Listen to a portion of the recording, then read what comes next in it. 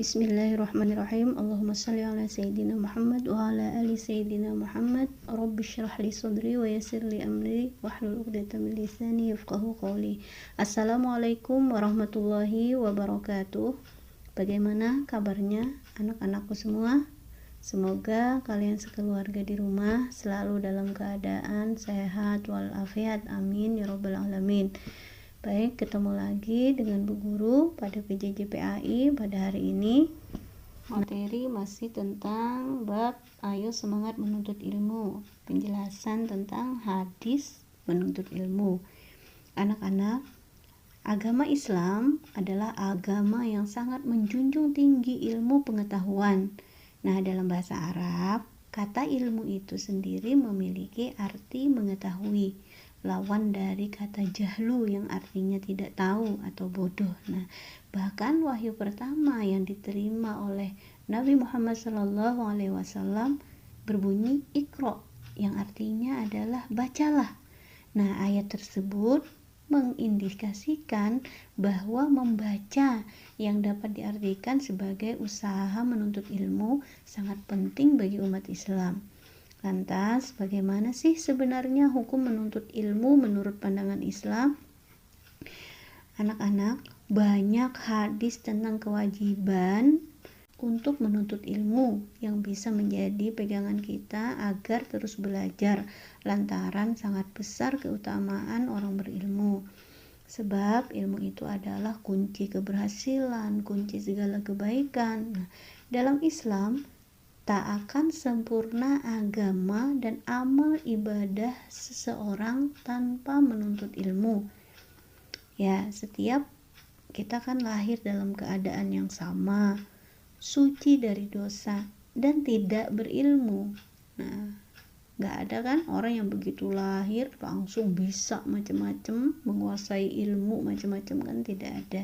Akan tetapi manusia kita ini semua sudah dibekali insting untuk belajar, mulai dari belajar berbicara, mengetahui nama-nama benda, hingga mengenal Tuhan. Nah, diwajibkannya mencari ilmu tidak lain agar umat Islam menjadi manusia yang cerdas dan terhindar dari kebodohan. Banyak hadis yang menjelaskan tentang kewajiban dan keutamaan dalam menuntut ilmu. Di antaranya adalah yang pertama, thalabul ilmi faridatun ala kulli muslim. Mari kita ulang bersama-sama. Thalabul ilmi faridatun ala kulli muslim. Thalabul ilmi faridatun ala kulli muslim. Menuntut ilmu itu wajib bagi tiap-tiap muslim. Hadis riwayat Ibnu Majah. Nah, jadi menuntut ilmu itu wajib bagi muslim maupun muslimah ya.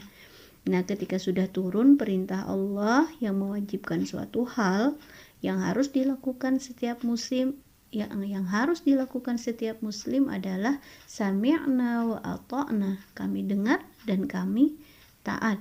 Nah, apalagi hadis berikut ini. Man kharaja fi talabul ilmi fahuwa fi sabilillahi hatta yarji'. Kita ulang.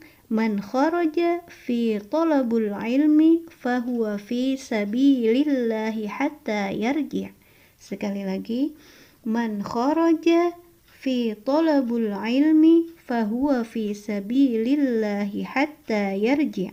Artinya, barang siapa yang keluar untuk mencari ilmu, maka ia berada di jalan Allah hingga ia pulang, hingga ia kembali. Maksudnya, setiap orang yang keluar untuk menuntut ilmu akan selalu berada dalam lindungan Allah Subhanahu wa Ta'ala. Namun kadang rasa malas kerap menimpa penuntut ilmu. Karena alasan lelah atau penat, kemudian dia berhenti dan tanpa sadar malah menjauh dari jalan yang benar. Nah, solusi agar seorang penuntut ilmu bisa mengatasi rasa malas yang hadir adalah dengan mengetahui keutamaan dalam menuntut ilmu. Beberapa keutamaan menuntut ilmu adalah yang pertama, kita akan dimudahkan jalan menuju surga. Dalam hadis riwayat Muslim, barang siapa menelusuri jalan untuk mencari ilmu padanya, Allah akan memudahkan baginya jalan menuju surga. Ternyata menuntut ilmu adalah sebuah jalan menuju surga, karena dengan ilmu seseorang akan memahami perkara agama ini dengan benar. Melalui ilmu yang dimilikinya, Allah akan memudahkan seseorang untuk mengerjakan amal soleh. Seperti diketahui, amal soleh merupakan cara setiap hamba untuk mendekatkan diri kepada Allah Subhanahu wa Ta'ala. Yang kedua, ilmu itu akan memberi manfaat, akan bermanfaat hingga akhir hayat, atau ilmu itu adalah amal jariah. Nah, dalam hadis riwayat Muslim juga, jika seseorang meninggal, terputuslah amalnya, kecuali dari 3 hal. 1. Sedekah jariah, ilmu yang bermanfaat, dan anak soleh yang berdoa untuknya. Nah, yang ketiga, akan diangkat derajatnya oleh Allah. Dalam Quran surat Al-Mujadilah, Allah berfirman yang artinya, niscaya Allah akan meninggikan orang-orang yang beriman di antaramu dan orang-orang yang diberi ilmu pengetahuan beberapa derajat. Yang keempat, orang berilmu diberi kebaikan di dunia dan di akhirat oleh Allah. Dalam hadis Bukhari Muslim, barang siapa yang Allah kehendaki mendapatkan seluruh kebaikan, maka Allah akan memahamkan dia tentang agama.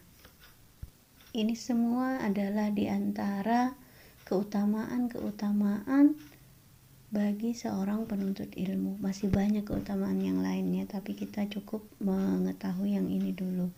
Nah, kemudian dalam menuntut ilmu itu, selain memiliki beberapa keutamaan, kita juga diajarkan bagaimana adab seseorang saat menuntut ilmu, agar ilmu yang kita pelajari dapat membawa berkah bagi kehidupan.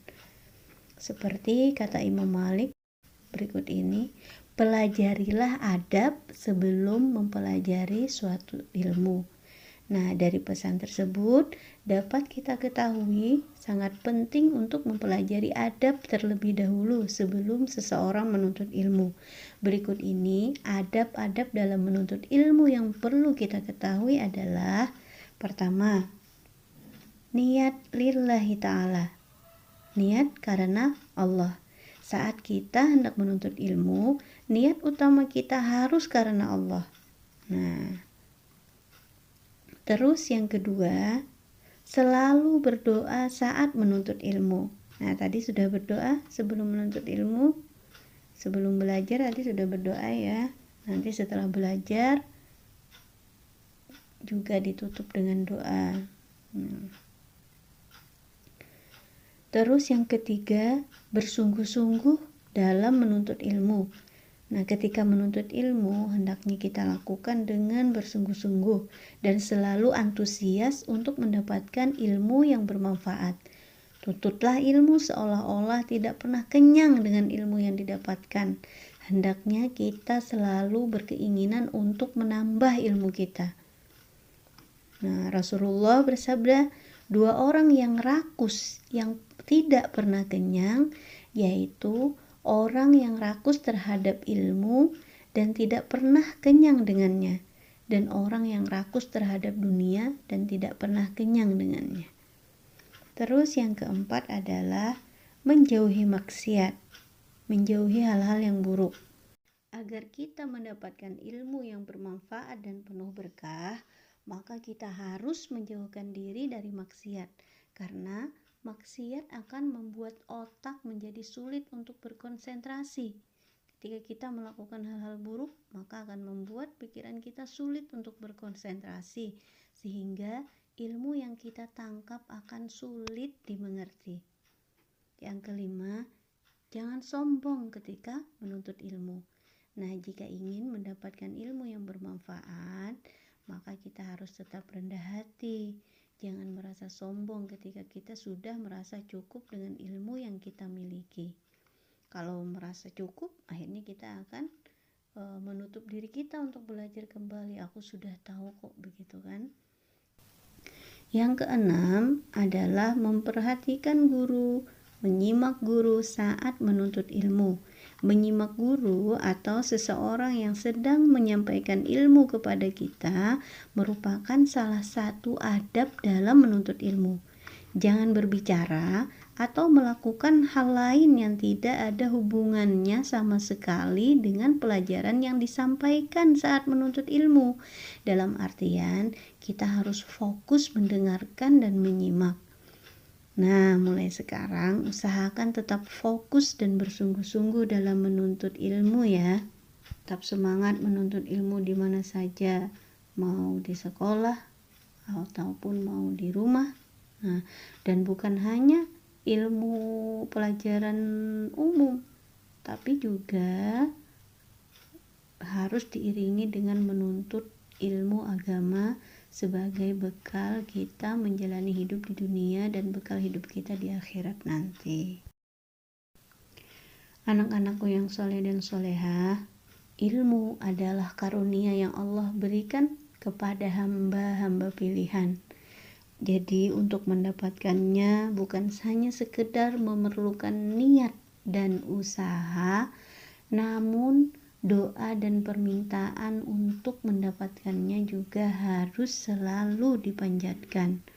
Salah satunya adalah doa yang kerap kita baca ketika zikir pagi. Allahumma inni as'aluka ilman nafi'an wa rizqan thayyiban wa amalan mutaqabbala.